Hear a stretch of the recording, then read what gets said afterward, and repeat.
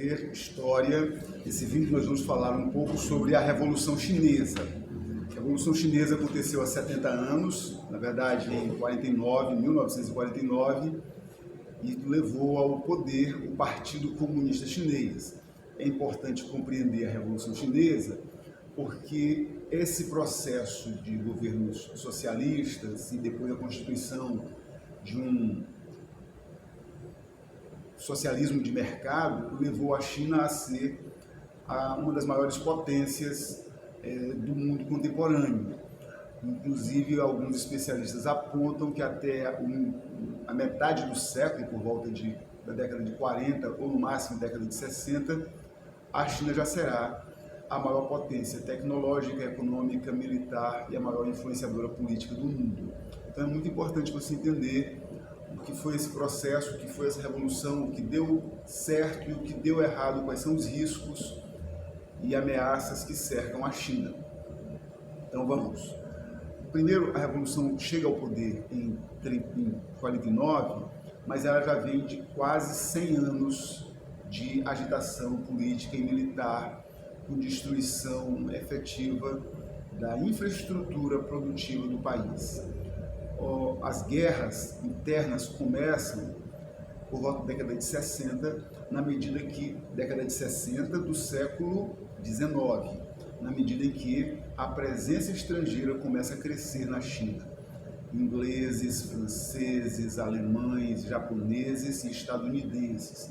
Todos estão atuando, todos têm presença militar não autorizada no território chinês. E o governo imperial chinês, muito frágil, seu exército ainda usava técnicas e armas do século V, ainda no tempo do Império Mongol. Então isso era muito fácil de dominar a China. Qualquer meia dúzia de mercenários, qualquer meia dúzia de assaltantes de banco, de ladrões, iam para a China e faziam um pequeno império lá dentro. Inclusive, muitos foragidos da polícia do velho oeste americano, né, daqueles que você já viu em filmes de western, iam para a China e faziam impérios enormes lá e voltavam para a América multimilionários. É daí, por sinal, que vem aquela expressão que todo mundo conhece, negócio da China. Então a China se tornou assim uma terra de ninguém. E nesse contexto começa uma revolução interna chamada Guerra dos Boxers. De onde vem essa expressão boxer? Na China não tinha essa luta, essa arte marcial boxe. Isso é invenção para treinamento militar na Inglaterra e nos Estados Unidos. É porque no etnocentrismo anglo-americano, qualquer luta era boxe. Eles, na verdade, eram lutadores de Kung Fu, de Karatê, de Aikido, aquelas lutas todas orientais, mas eles eram chamados de lutadores de boxe, porque era o único tipo de luta que os americanos e os ingleses conheciam.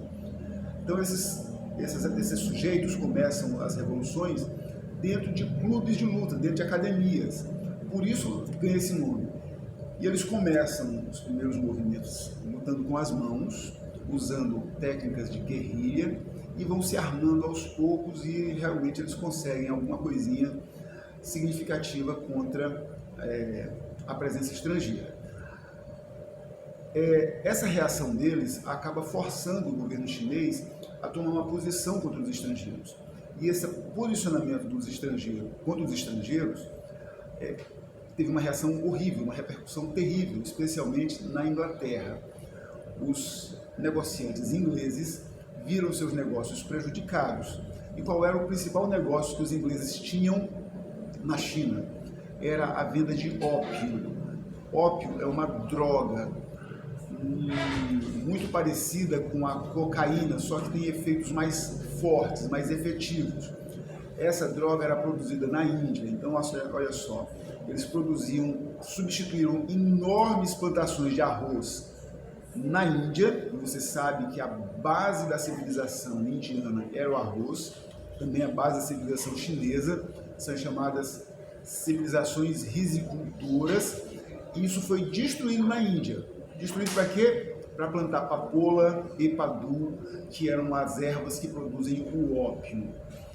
E jogaram a Índia na mais crassa miséria e fome. Milhões de pessoas morreram de fome para que os ingleses pudessem plantar drogas no território indiano e vendê-la na China. O governo chinês reagiu, proibiu a entrada das drogas no seu território. Qual vai ser a reação inglesa? A famosa Guerra do Ópio. Os ingleses invadiram com mercenários a China, derrotaram o frágil exército chinês, expulsaram os outros estrangeiros e submeteram a China a um contrato de exclusividade colonial muito parecido com aquilo que Portugal teve com o Brasil no século XVI. Sendo que o principal produto dos ingleses era vender ópio, vender drogas. Muitos bancos ingleses, bancos enormes, existem até hoje e foram capitalizados no século XIX com o tráfico de drogas. Nós podemos citar entre eles o HSBC, Hong Kong Shanghai Bank Corporation, o Banco Lloyds, o Barclays Bank, aquela companhia que hoje atua com petróleo, que é a Shell, também era uma empresa de tráfico de drogas. Todas essas grandes empresas do mundo ocidental têm sempre um pé na criminalidade. A origem do grande capital está sempre, invariavelmente, ligada ao crime ou à corrupção política. Seguindo, então, desde o século XIX, a China vem sofrendo guerras internas, e essas guerras vão minando a sua estrutura produtiva, vão minando a sua infraestrutura. Em 1936, depois já da Primeira Guerra Mundial, depois da crise de 29, a China vai sofrer um outro duro golpe, é a invasão japonesa. Os japoneses começam pela Manchúria em 36. Manchúria é toda aquela parte da China oriental, que vai ali dos arredores de Pequim até a fronteira com a Rússia e com a Mongólia, e desce até a Península Coreana. Os japoneses dominaram tudo aquilo em 36. E mais tarde, apenas 3 anos depois, em 39, dominaram todo o resto da China. Então, todo mundo que era contra os japoneses se une. E essa união deles em luta contra os japoneses ganha força, porque tanto a União Soviética quanto os Estados Unidos vão apoiar agora esses rebeldes. Por que eles apoiam? Porque o Japão é uma potência do eixo que está em guerra contra os Estados Unidos e seus aliados e contra a União Soviética. Então, os soviéticos não participam da guerra interna na China, mas armam os rebeldes. E, ao mesmo tempo que eles armam com fuzis, balas e canhões, eles também armam com ideias, difundindo os ideais socialistas, comunistas e, em alguns casos, até o anarquismo. Enquanto isso, os Estados Unidos fazem a mesma coisa com outro grupo.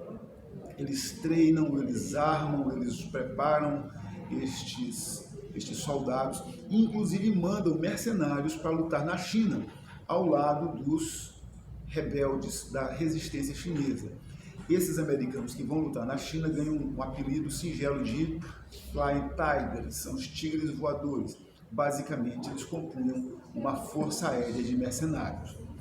E, na verdade, a divisão de trabalho na guerra ficou mais ou menos o seguinte: quem enfrenta os japoneses são os que são apoiados pelos americanos, quem põe em ordem a parte recuperada, a parte onde os japoneses foram expulsos, são os apoiados pela União Soviética. Então isso vai ter uma repercussão lá depois da guerra, porque as forças que lutaram contra os japoneses, que eram capitalistas e apoiadas pelos Estados Unidos, estavam desgastadas e enfraquecidas, e sem apoio popular, enquanto as forças que lutaram na organização do país depois da expulsão dos japoneses, que foram apoiadas pelos soviéticos, estavam fortalecidas, descansadas, armadas e tinham apoio popular, que enxergavam nos comunistas a capacidade de reorganizar o país.